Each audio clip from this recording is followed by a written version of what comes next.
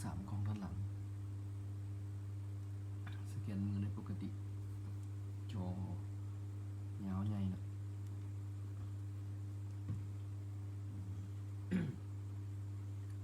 สเปค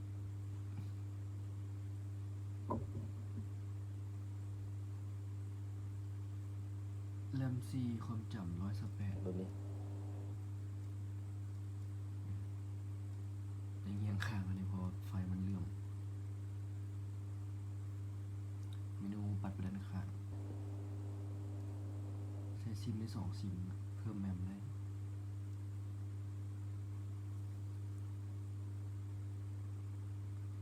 งามตัวนี้งามเนี่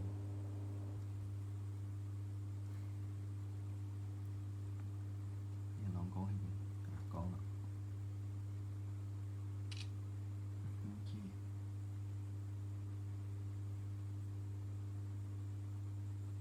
พอนี้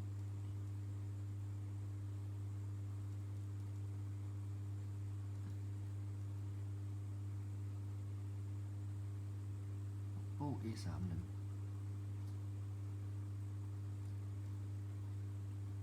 เล่นได้เบอร์แบบคร่าวๆธรรมดาจะไม่ได้เล่นหลาย